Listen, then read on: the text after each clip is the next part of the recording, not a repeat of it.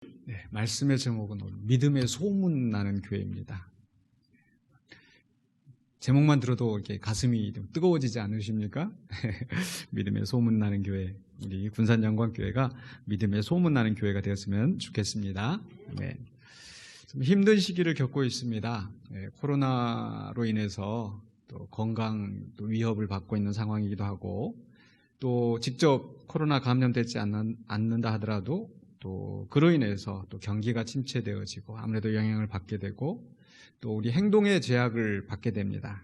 불편하게 마스크 써야 되고, 어디 오고 가는 것도 또 쉽지가 않고, 어디 뭐 여행을 계획하려고 해도 할 수도 없고, 참 여러 가지로 운동하는 것도 쉽지가 않고, 요즘은 또 이렇게 탁구장에서 또 이렇게 코로나가 또 확산되는 바람에 또 이렇게 탁구장 가는 것도 이제 조심스럽고, 성경 공부하면서 또 확산됐다고 하니까 성경 공부하기도 조심스럽고, 참 그렇습니다. 이렇게 외부적으로도 힘들지만 우리 성도님들은 또 신앙생활 하면서도 참 힘든 시기를 겪고 있는 것 같습니다. 바깥에서 힘들어도 우리가 교회에서 오면은 참 편안하고 또 말씀으로 힘을 얻고 그렇게 나가야 될 텐데, 교회 와도 오늘 이번 주는 또 무슨 일이 있을까, 또 그냥 보면은 불편한 상황들이 생기고 또 불편한 마음들이 생기고, 그런 속에서 참 신앙생활 하기도 쉽지가 않는 그런 상황입니다. 이런 중에 더더욱 어려운 것은 우리 교회에 대한 나쁜 소문이 들린다는 거예요. 가끔씩 밖에서 누군가가 우리 교회, 그 교회 뭐 시끄럽다면서 뭐 한다든지, 굉장히 안에 있으면서도 그런 상황을 직접 겪는 것도 속이 상하고 힘든데, 이게 또 바깥에서 그런 소문이 나서 우리 교회가 전도가 막히고, 또 그로 인해서 또 더 이렇게 시험에 드는 경우들이 많이 있기 때문에 더 힘들고요. 진짜 힘든 것은 우리가 안에서 보는 것과 다른 이 엉뚱한 소문이 또 이렇게 들려가지고, 그럴 때는 이제 막 마음에 분노가 나요. 그죠? 누가 이런 말을 퍼뜨려가지고, 또 누가 도대체 이런 얘기를 해서 엉뚱한 소문을 만들고, 그로 인해서 또 우리를 또 부끄럽게 만들고 그러고 있는지. 그래서 이런 것들 때문에 참 설상가상, 엎친 데 덮친 격으로 굉장히 힘든 시간들을 우리가 보내고 있습니다. 그런 속에서 오늘 데살로니가전서 1장을 보면서 저는 굉장히 마음의 위로가 되었어요. 우리가 정말 믿음의 소문이 나는 교회가 되었으면 좋겠다. 우리 현실은 나쁜 소문이 돌고 있지만, 우리의 의도와 다르게 그 나쁜 상황이지만, 그러나 정말 주님께서 우리를 사랑하시고 또 우리가 주님을 사랑하고 주님의 뜻을 따라서 우리가 온전히 행할 때에 정말 믿음의 소문이 나서 오히려 이 어려운 시기가 전화위복이 되어서 또 나중에는 정말 주께 영광 돌리는 그런 기회가 될 수 있을 줄로 믿습니다. 그런 의미에서 우리가 1장에 있는 말씀을 조금 우리가 깊이 살펴보기를 원합니다. 이 데살로니가 전서, 데살로니가 교회에 보내는 서신인데요. 이 데살로니가 교회는 그 시작하는 것이 참 쉽지가 않았었습니다. 이제 바울이 2차 전도 여행을 가면서 이제 그 유럽으로, 아시아에서 복음이 막혀서 이제 유럽으로 들어가게 되는데, 그 유럽으로 들어가서 처음 복음을 전한 곳이 바로 빌립보였습니다. 사도행전 16장에 나오는 그 빌립보 지역에 가서 복음을 전하는데, 빌립보에서 무슨 일이 있었습니까? 그 귀신 들린 여종을 그 귀신을 쫓아내다가 그것 때문에 감옥에 갇히게 되고 참 어려움을 겪었어요. 그러나 그 가운데서 하나님께서 은혜를 내려주셔서 바울이 또 감옥에서 나올 수 있게 되고, 또 그로 인해서 그 감옥 옥사장 집이 또 그 가정이 하나님을 믿고 예수님을 믿어서 구원받는 그런 역사가 있었습니다. 어려움이 있었지만 그것을 통해서 또 복음이 확장되는 그런 역사가 있었습니다. 그리고 나서 이제 두 번째로 간 그 도시가 바로 데살로니가예요. 빌립보에서 조금 서쪽으로 조금 옆에 있는 그런 동네가 바로 데살로니가인데, 이 데살로니가 상황도 그렇게 녹록하지는 않았습니다. 우리 성경 사도행전 17장에 한번 잠깐 가보실까요? 사도행전 17장에 가보시면 데살로니가에 이제 복음을 전하는 그 상황이 나오는데 신약 성경 217쪽에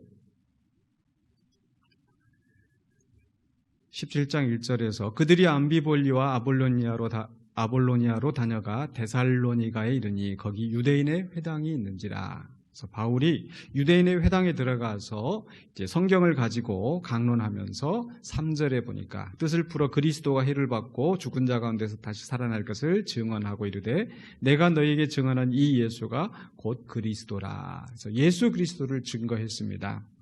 그런데 4절에 보니까 그 중에 어떤 사람 곧 경건한 헬라인의 큰 무리와 적지 않은 귀부인도 고난을 받고 바울과 실라를 따르나.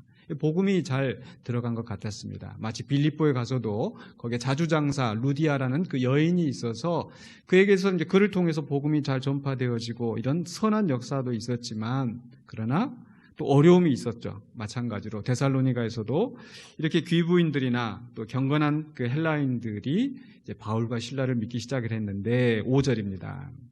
그러나 유대인들은 시기하여 저자의 어떤 불량한 사람들을 데리고 때를 지어 성을 소동하게 하여 야손의 집에 침입하여 그들을 백성에게 끌어내려고 찾았으나 이 야손이라는 사람이 있는데 그 야손이라는 사람이 이 바울을 맞아들였던 것 같습니다. 그랬더니 바울이 또 바울과 실라가 그 집에 있다는 소문을 듣고 이 사람들이 불량배들을 끌고 가가지고 이 사람들을 끌어내게 했다는 거죠.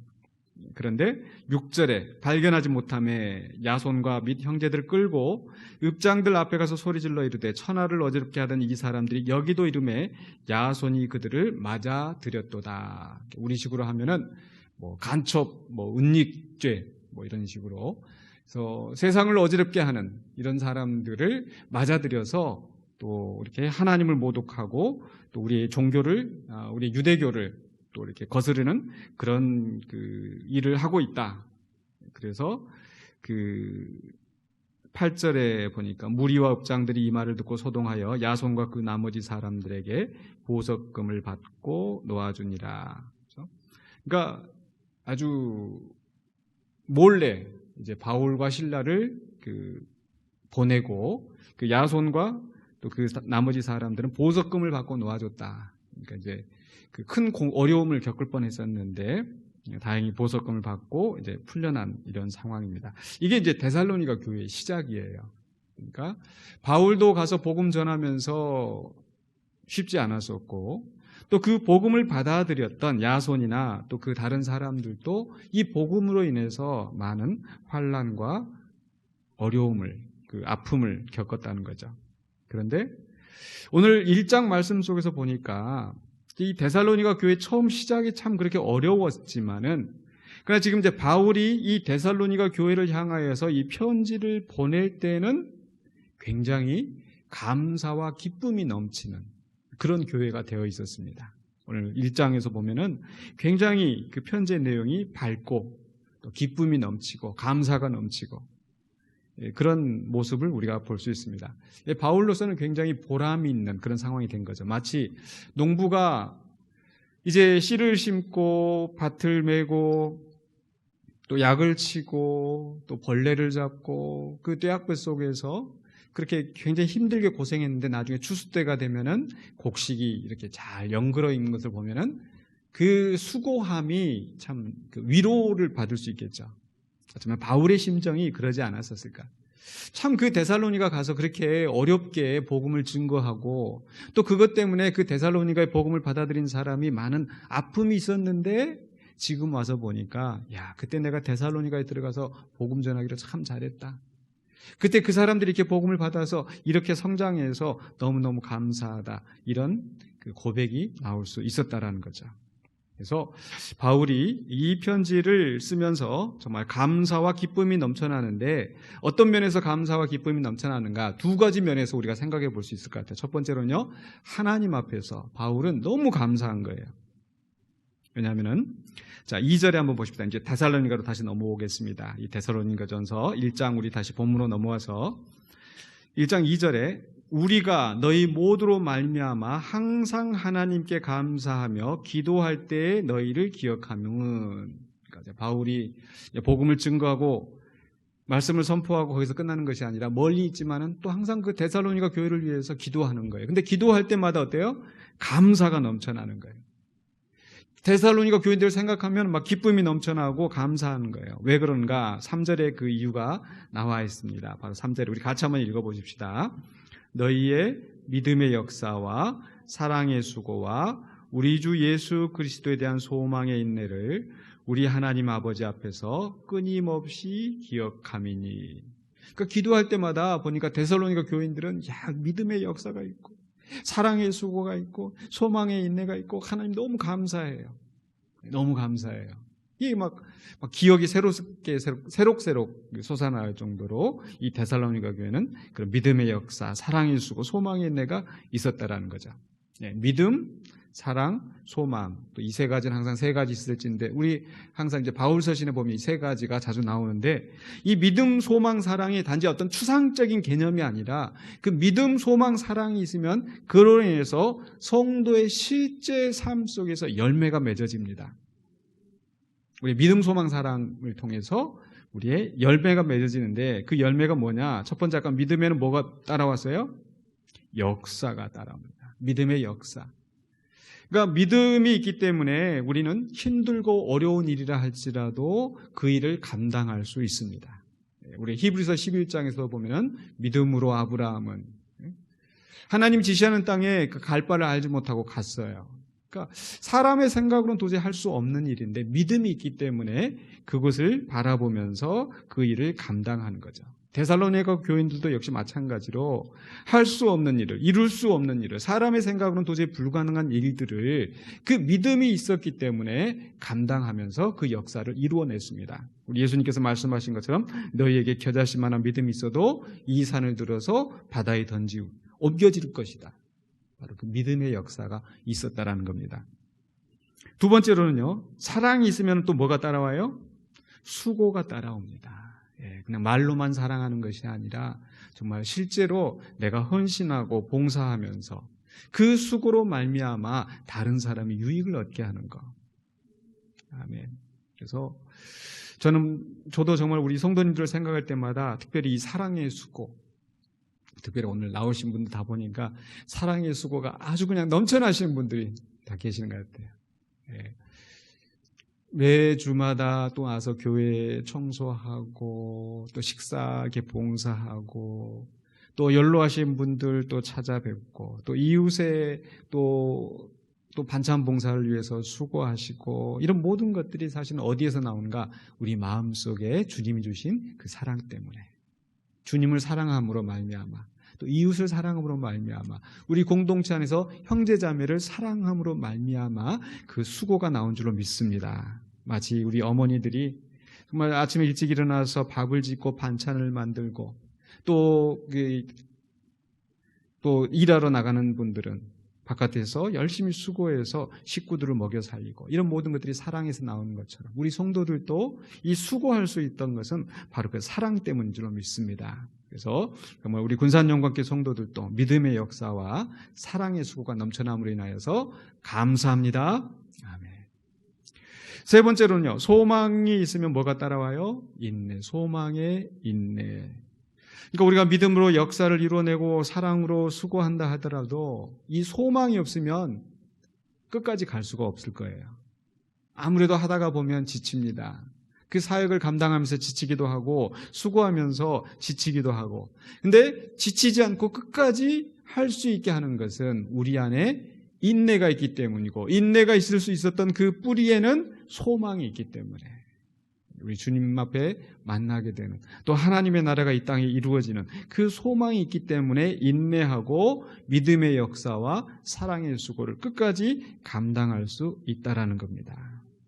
데살로니가 교회의 성도들에게 바로 이게 있었어요. 그러니까 사도 바울이 이 데살로니가 교회를 위해서 기도할 때마다 너무너무 하나님 앞에 감사하고 믿음, 소망, 사랑 이 역사와 수고와 또 인내함이 그들 가운데 있기 때문에 너무너무 감사한 거예요.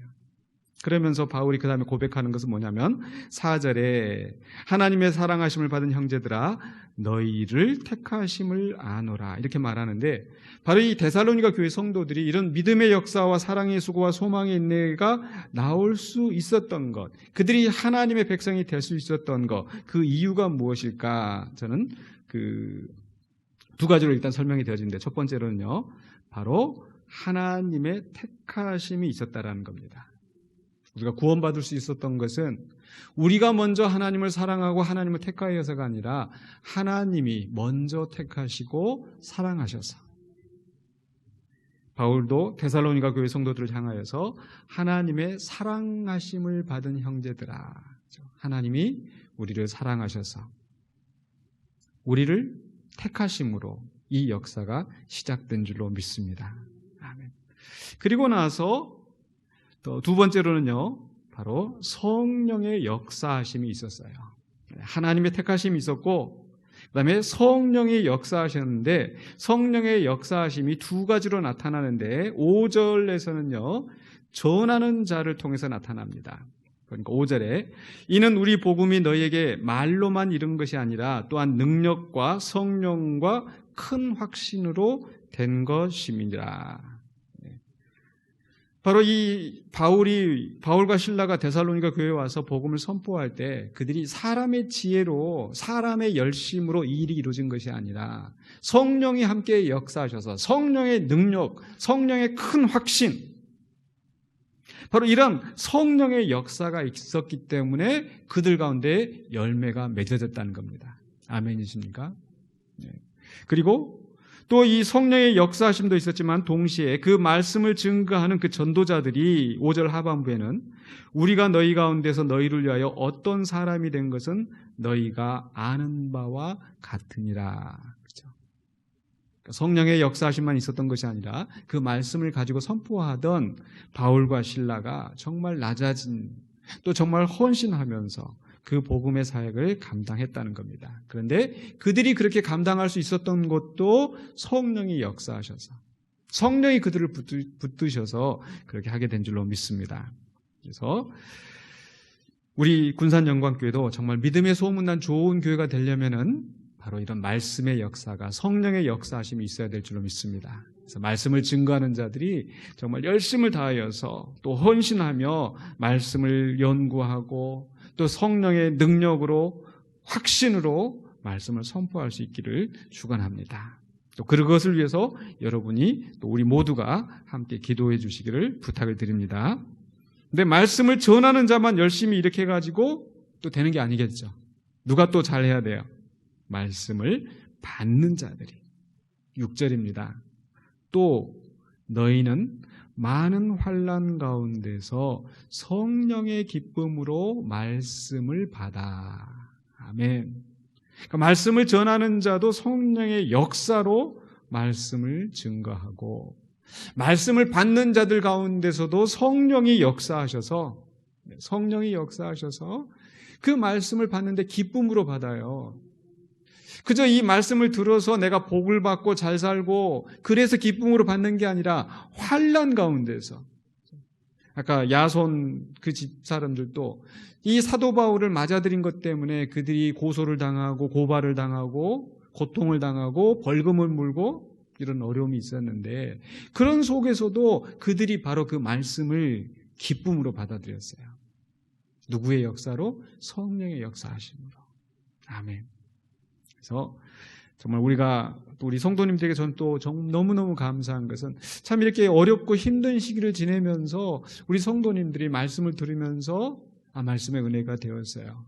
정말 오늘 말씀이 꿀송이처럼 달았어요. 참 교회에 나오면서 힘들고 어려운 것을 생각하시는 게 아니라 그 말씀을 사모하면서 말씀으로 인하여서 위로를 얻고 힘을 얻고 한다는 그것이 저는 너무너무 감사하고 좋았습니다. 그 모든 것이 성령님께서 우리 마음에 크신 감동을 주신 줄로 믿습니다. 그래서 하나님의 택하심, 하나님의 사랑하심이 있었고, 또 성령의 역사하심이 말씀을 전하는 자와 받는 자에게 역사하셔서, 말씀을 전하는 자는 헌신적으로 전하고, 또 말씀을 받는 자는 환난 가운데서도 성령의 기쁨으로 말씀을 받아서 선한 열매가 맺어지게 되었습니다. 그 선한 열매가 뭐냐? 세 번째로 바로 6절 하반부에 기쁨으로 말씀을 받아 우리와 주를 본받은 자 되었으니. 아멘.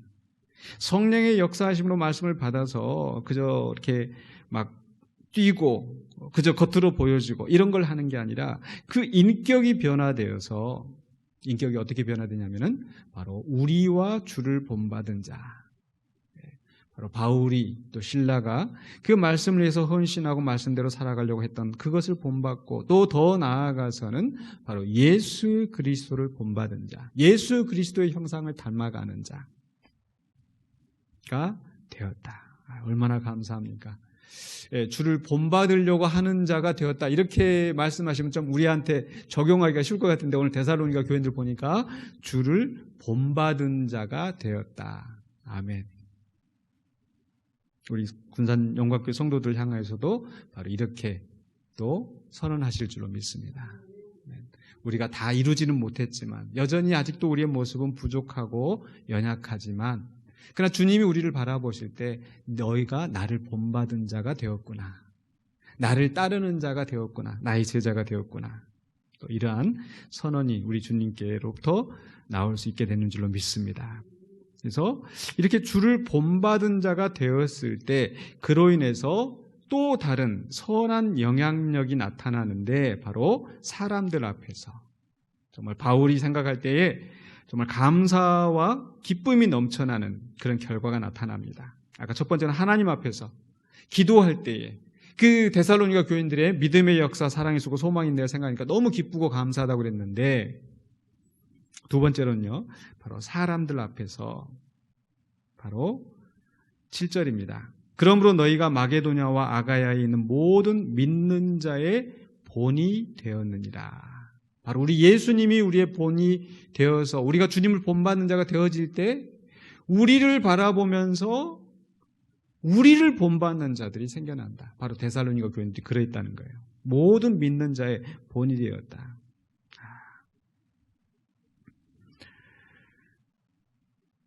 정말 우리 군산영광교회가 지금 힘들고 어려운 시기를 겪고 있지만, 우리가 이 가운데서 정말 소망을 가지고 또 열심을 다하여서 일을 감당하는 것은, 정말 우리가 이런 어려움 속에서 정말 선한 그 결과를 만들어내서, 또 그것을 통해서 우리 군산 지역의 주변의 교회들이 정말 이렇게 또 교회에 어려움과 아픔이 있지만 이렇게 해결해 나갈 수 있고, 또 그 가운데 성도들이 이렇게 믿음을 지켜나가고 이렇게 사랑의 수고를 하고, 이런 모습들을 우리가 주변에 본을 끼치는 우리 교회가 되었으면 좋겠습니다. 근데 이 데살로니가 교인들이 어떤 본이 되었는가 해서 보니까 역시 또 두 가지가 나오는데요. 8절 상반부에 주의 말씀이 너희에게로부터 마게도냐와 아가야에만 들릴 뿐 아니라, 또 하나가 있겠죠. 근데 먼저 첫 번째로 8절 상반부에 주의 말씀이 너희에게로부터 마게도냐와 아가야에만 들릴 뿐 아니라, 이건 무슨 뜻이에요? 바로 그들로부터 복음이 더 선포되어지고 선교하고 전도하는 역사가 일어나는 겁니다. 아멘.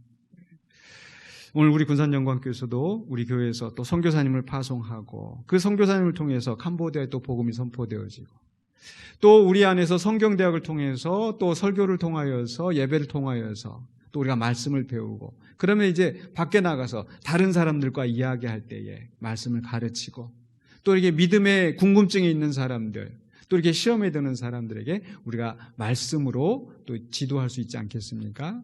또 멀리 있는 자녀들에게 교통하면서 우리가 말씀을 선포할 수 있어요. 말씀을 가르칠 수 있어요. 그런 역사가 넘쳐나기를 주의 이름으로 축원합니다.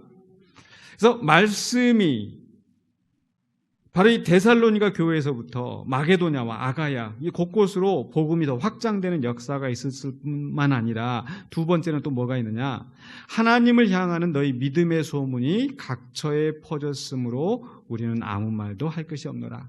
그러니까 이 말씀만 선포되어지고 말씀만 퍼져나가는 것이 아니라 그들의 행함이, 그들의 믿음의 소문이 각처에 퍼져나가게 되었다.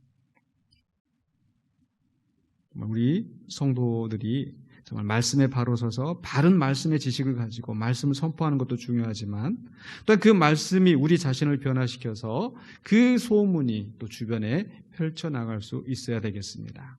그러면서 그 믿음의 소문이 어떤 것인가가 이제 8절, 9절부터 이제 10절까지에서 그 믿음의 소문의 내용이 나옵니다. 믿음의 소문의 내용이 뭐냐? 세 가지로 또 압축이 되어지는데 첫 번째는요, 9절 상반부에 그들이 우리에 대하여 스스로 말하기를, 이 소문이 들리는 거예요. 말하는데 뭐라고 얘기를 하냐면 우리가 어떻게 너희 가운데에 들어갔는지와, 이것은 바로 복음이 그들 가운데 어떻게 들어갔는지, 바울과 실라가 복음을 들고 그들 가운데 들어가서 그 복음의 처음 시작되어진 계기를 또 사람들이 소문으로 이야기를 하는 거예요. 이게 왜 중요한가? 바른 복음이 그들 가운데 들어갔다는 거예요. 사도적인 권위를 가진 바른 복음이 들어가지, 엉뚱한 사람이 와가지고 이상한 거 만들어서, 그러면 아무리 그들 가운데 선한 역사가 일어났다 하더라도 제대로 된 교회라고 할 수 없겠죠. 그래서 사람들이 소문을 듣기를 저 바울과 실라가 그 데살로니가 교회에 가서 이렇게 복음을 전했더니, 이것은 바로 정통성 있는 그 복음을 그들이 받아줬다는 겁니다.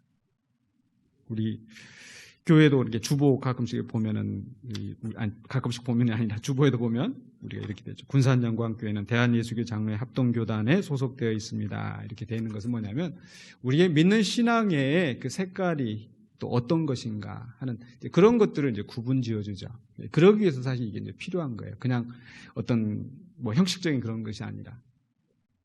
무슨 얘기냐면 바로 우리가 정통성 있는 바른 신앙의 복음을 듣는 것이 중요합니다. 그래서 말씀을 가르치는 자가 또 그 바른 신앙의 전통에 서 있는지 그렇지 않은지 또 이것을 분별할 수 있어야 되겠죠. 바로 데살로니가 교회는 바른 말씀을 선포하는 그 사도 바울과 실라를 통해서 복음을 받아들였다는 거예요.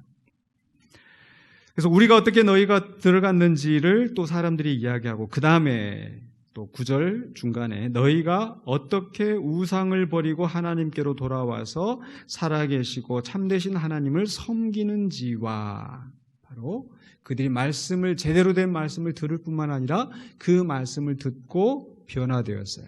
과거에 섬기던 이제 우상을 버리고 온전히 하나님만 섬기는, 참되신 하나님을 섬기는 자들로 변화되었다는 것입니다. 그래서 우리 성도님들을 생각할 때 정말 저도 우리 바울과 같은 심정으로 감사한 것은 우리 성도님들이 말씀을 듣고 변화되었습니다. 내가 교회 봉사하는 것이 달라졌습니다. 우리 가정이 달라졌습니다. 내가 또 이게 성격이 좀 달라졌습니다. 이렇게 변화되는 그 말씀을 들을 때에 너무 행복하고 감사합니다.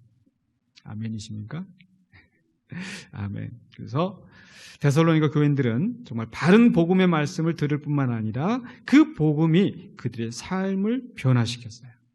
그 변화시킨 그 소문이 다른 사람들에게 들리는 겁니다. 그러면서 본이 되는 거예요. 또 마지막으로 세 번째로 그들의 본이, 어떤 본이 있었는가? 10절입니다. 또 죽은 자들 가운데서 다시 살리신 그의 아들이 하늘로부터 강림하실 것을 너희가 어떻게 기다리는지를 말하니. 세 가지 어떻게 나오죠? 어떻게 복음이 들어갔는지, 또 어떻게 변화되었는지, 또 어떻게 기다리고 있는지. 변화되는 거 물론 쉽지는 않지만 그보다 더 어려운 것은 그 변화되는 그 인격이 지속되는 것. 그게 쉽지가 않겠죠. 살다가 보면 믿음의 시련이 닥치고 또 신앙의 회의가 들 때도 있는데, 바로 데살로니가 교인들은 그래도 끝까지 바로 이 신앙을 지킬 수 있었던 것은 바로 소망을 가지고 기다린다는 겁니다. 하나님 예수 그리스도가 다시 강림하실 것을 기다리는, 바로 재림에 대한 굳은 믿음이 있었습니다. 그렇기 때문에 바로 그것이 주변에 좋은 소문이 나서, 믿음의 소문이 나서 본이 되었다라는 겁니다. 오늘 우리 성도들도 바로 예수 그리스도의 강림, 예수 그리스도의 복음으로 말미암아 하나님의 나라가 확장이 되어지고 그 하나님의 말씀이 땅끝까지 선포되어질 때 바로 우리 주님이 오셔서 하나님의 나라가 이 땅에 온전히 이루게 된다는 것을 우리는 믿고 기다리고 있습니다. 아멘. 그것이 바로 우리가 또 다른 사람들에게 모범을 보여주는 중요한 신앙의 소문, 믿음의 소문이 되는 줄로 믿습니다. 오늘 데살로니가 교인들은 정말 그들은 하나님 앞에서 또 사람들 앞에서 정말 바울이 생각하기에 정말 칭찬받을 만한 믿음의 본을 보이는 성도들이 되었습니다. 저는 군산영광교회 이제 한 4년째 되어가는데 물론 어려운 상황들을 겪고 있지만 우리 성도들을 생각할 때 감사해요. 때로는 제가 이렇게 어려운 시간을 겪으면서 내가 여기 온 게 잘못된 게 아닌가?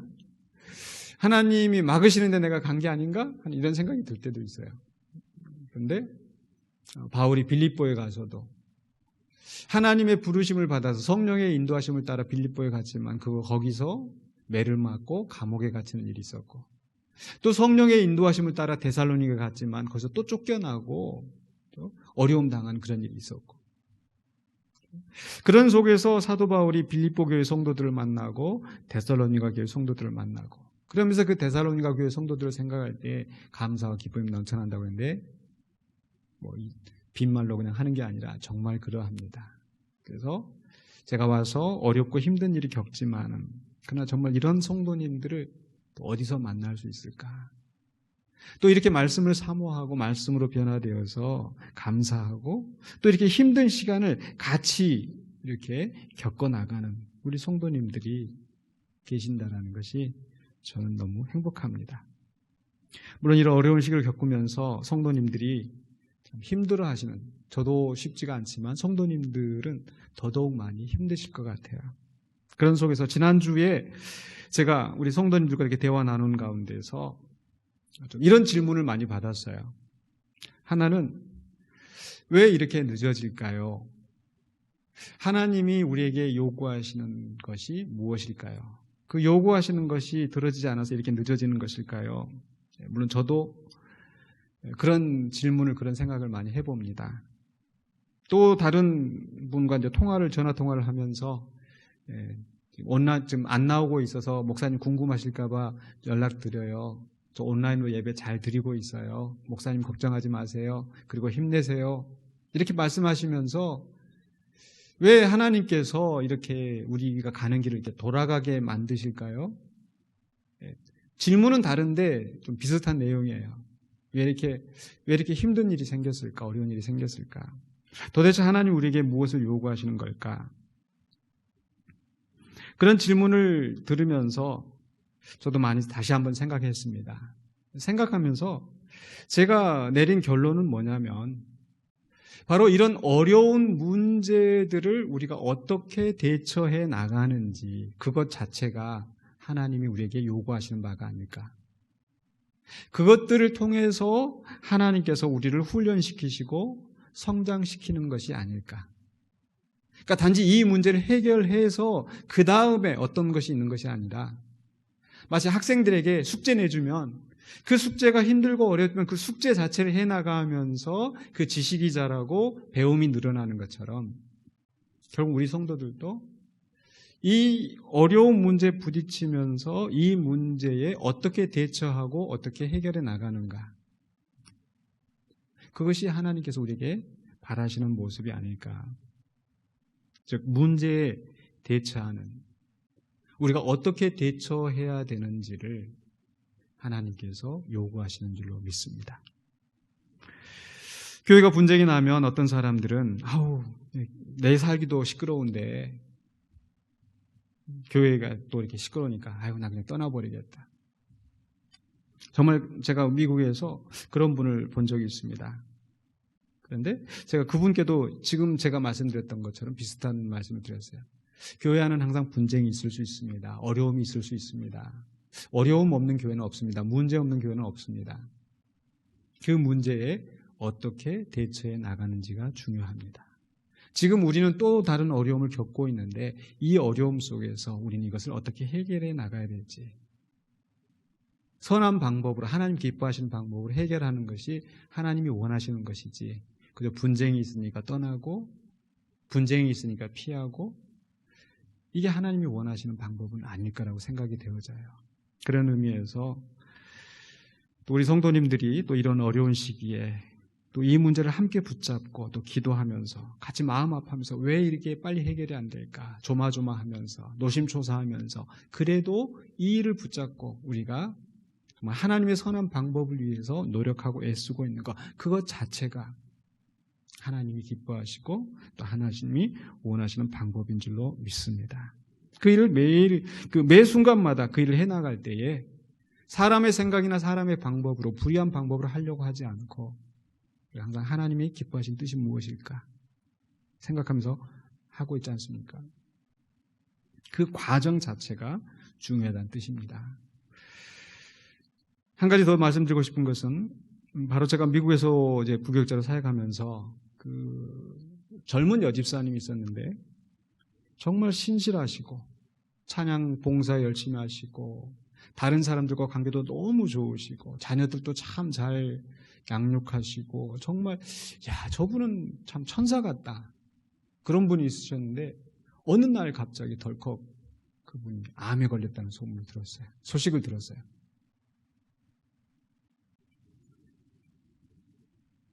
정말 그렇게 건강하고 멀쩡하고 정말 외모로도 참 이렇게 참 멋지신 분이었는데 암에 걸리고 점점 초췌해가고, 가서 이제 신방에 가면 이제 이게 좀 그 병세가 좀 더 약화되어가는 모습들이 보이잖아요. 이제 그런 순간, 그런 상황에서도 정말 이분은 믿음이 좋으시니까, 정말 신실하시니까 하나님이 그냥 버려두지 않으실 거야, 기도하면서 그렇게 했는데 결국에는 그분이 돌아가셨어요.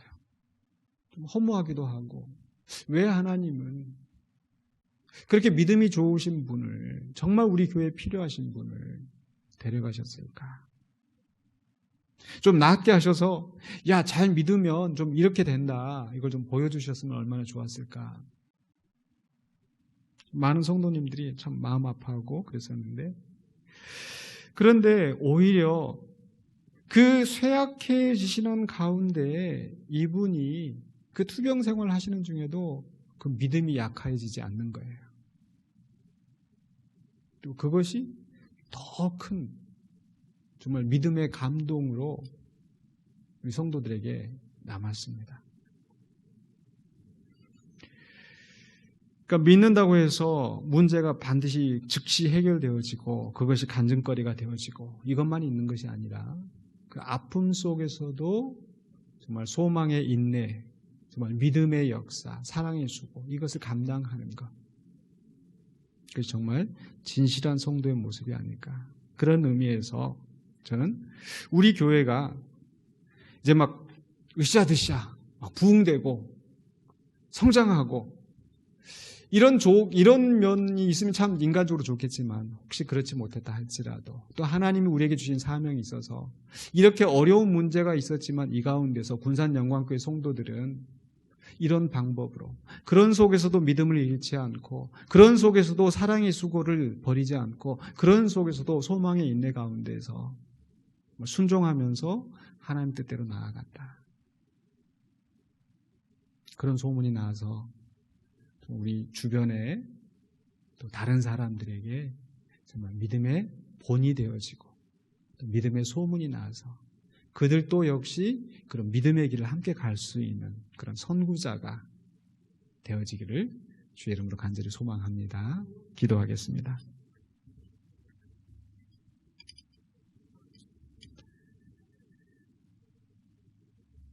거룩하신 아버지 하나님, 늘 감사합니다.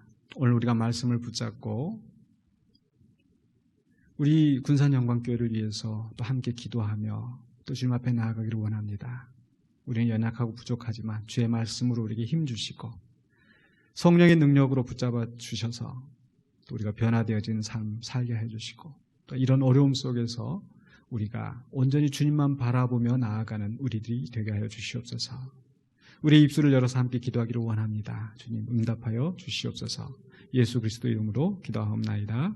아멘.